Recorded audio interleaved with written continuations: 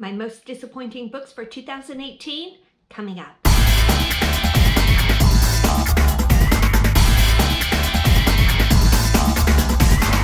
Hey guys, welcome back to Book Your Imagination. My name is Anne. It is the middle of January and I still haven't done my wrap-ups for 2018.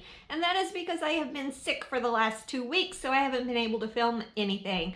I thought about just skipping these videos, but I go back and watch my old videos and I wanted to have a record of what I thought about my reading year for 2018. So even though it's the middle of January, I'm going to go ahead and do my least favorite books of 2018 in this video and most favorite books of 2018 in a different video. For 2018, I DNF'd 3 books. I gave 1 book a 1 star and 3 books a 2 star. So I'm briefly going to go over those. The 3 books that I DNF'd were Born a Crime by Trevor Noah, The Essex Serpent by Sarah Perry, and The Reader by Tracy Chee.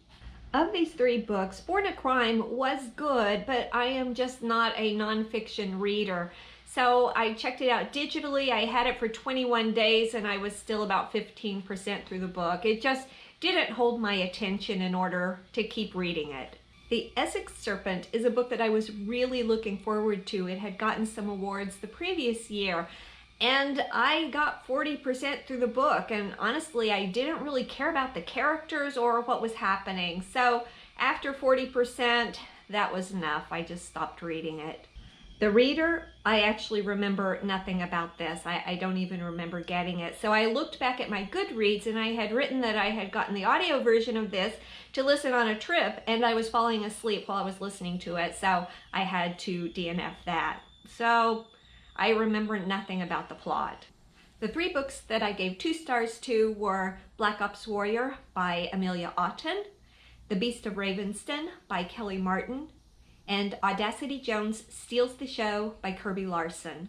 Black Ops Warrior is a Harlequin intrigue, and I normally love Harlequin intrigue books. I really want that romance and the mystery and the danger and adventure that goes with it, but honestly, I don't remember anything about this story, but for me to give a Harlequin intrigue 2 stars must be pretty bad.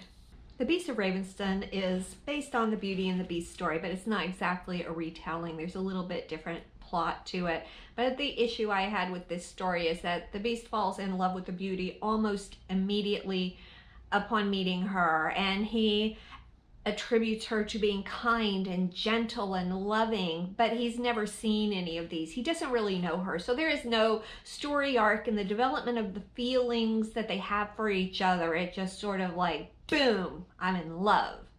So yeah, it didn't work.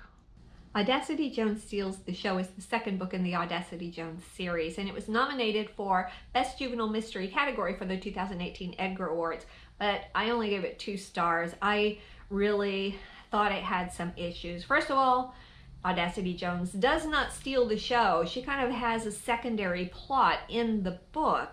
Their primary plot is they are supposed to be guarding a woman who creates magic tricks for Houdini.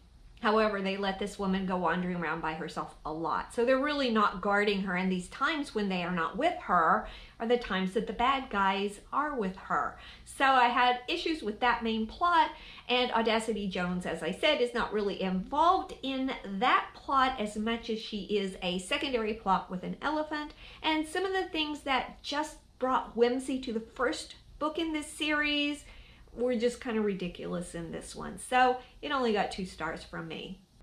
But by far, the worst book I read in 2018 was Night Flyers by George R.R. Martin. Now, we all know George R.R. Martin is an excellent author, but this book is truly terrible. It is about 9 scientists who go into space. This is science fiction horror.